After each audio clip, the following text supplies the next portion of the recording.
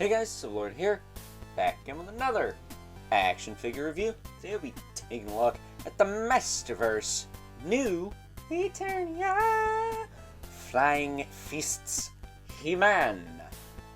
That said, this is of course brought to us by the fine folks over at Mattel, as well as my semi-local Walmart, which, shout out to my semi-local Walmart for having stuff. It's the Walmart near where I used to work.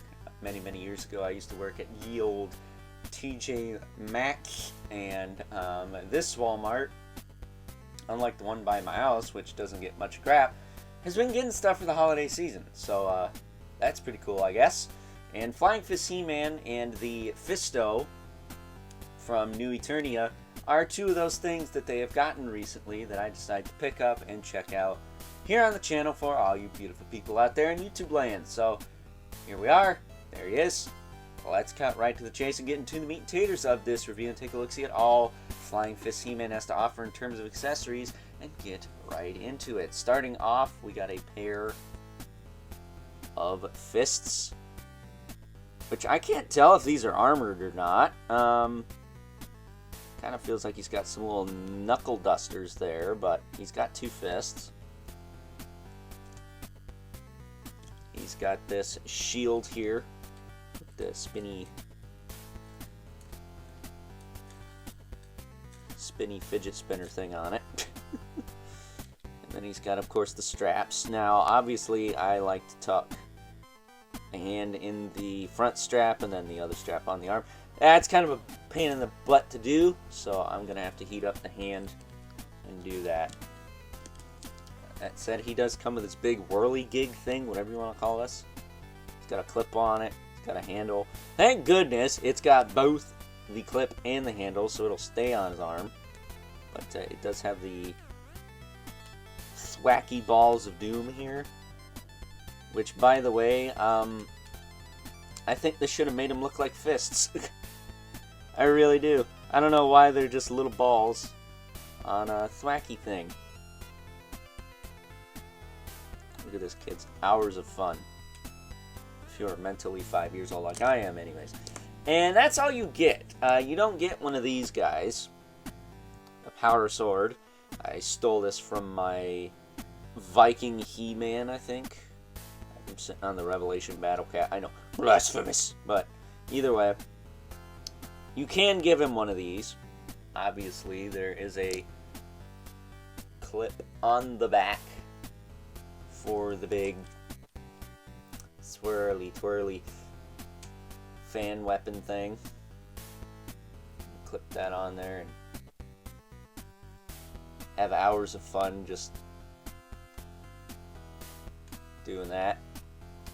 Again, if you're mentally 5 years old like me.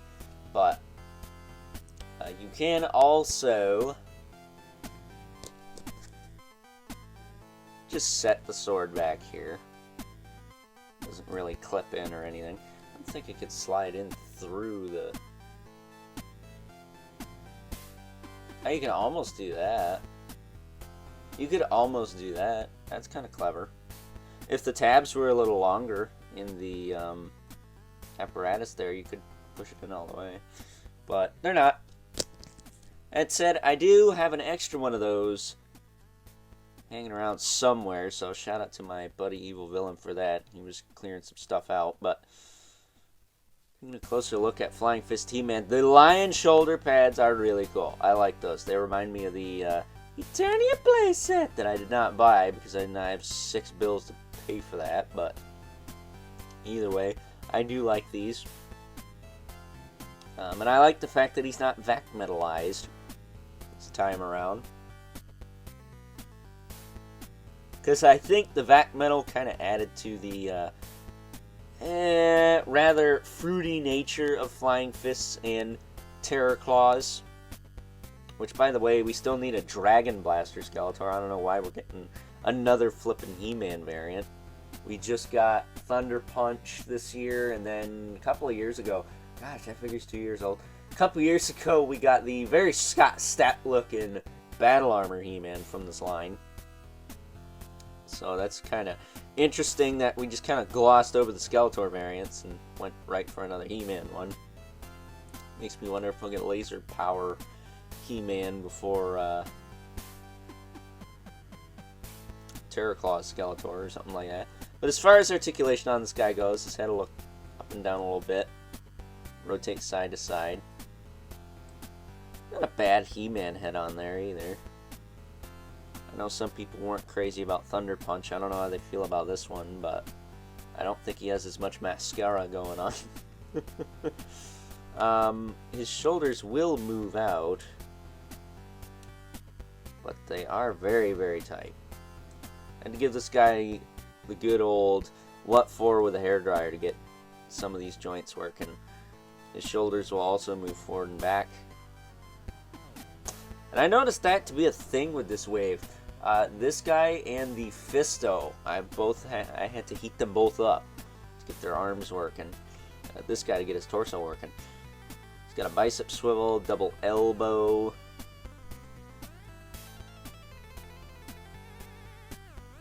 It's a little tricky to get them work. There you go. He's got these swivel hinge wrists.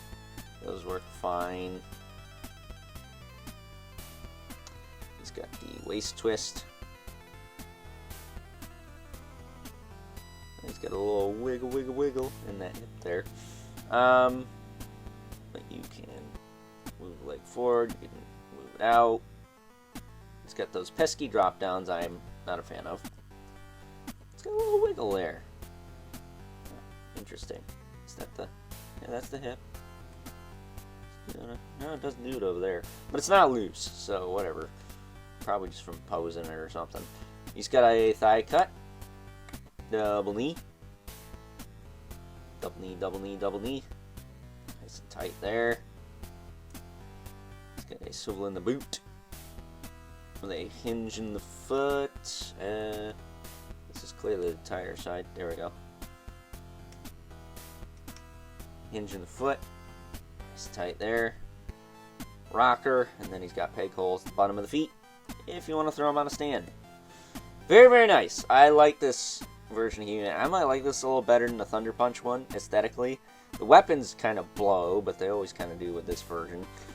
But, yeah, man, he looks really good. Really good. So, I'm going to get his shield on off cam. I'm not going to put the big whirly gig of doom thing on because, well, it's quite frankly too big and cumbersome to work with for me to want to try and futz around with that. But we're going to do that. Take a look-see at some size comparisons. First up, and as promised, here is our Flying Fists He-Man from New Eternia, alongside the previous He-Man variant offerings from this New Eternia subline. We have the Battle Armor He-Man, as well as the Thunder Punch He-Man we got earlier this year, both of which come with a power sword. Very odd that Flying Fists doesn't, but I digress. And of the three, I still think I'm partial to Battle Armor, not because he has a Scott Stapp head. I mean, I can't unsee that now, but because I really like the concept behind that. That said, I think fine folks over at Mattel did a very good job of making the kind of lamest of the three He-Man variants, the Flying Fists, look pretty cool with those lion pauldrons, if I do say so myself. So getting these two out of the way. Bringing in our two regulars, the Mythic Legion's brother, Mandibulus. Always dropping that piece. And the infamous 11 Spawn, who is about neck and neck with good old He-Man here. I'm still waiting for the He-Man Spawn crossover. I wonder when that's going to happen. So, with that being said, it is time now that we wrap things up with some final thoughts. Overall, and despite the fact that I think good old Flying Fists He-Man here is still worth the $20 some odd price of admission, I can't help but feel that much like the new Eternia Faker we got last year, he would have benefited from being a deluxe release, having a few more accessories to really spruce him up a bit, and dang it all, if he didn't even come with a sword, I had to provide that myself. Thankfully, I had an extra new Eternia He-Man power sword, thanks to my good buddy Evil Villain, who downsized his collection somewhat recently. So, with that being said, I hope you guys enjoyed this review. Until next time, I'll catch you guys later.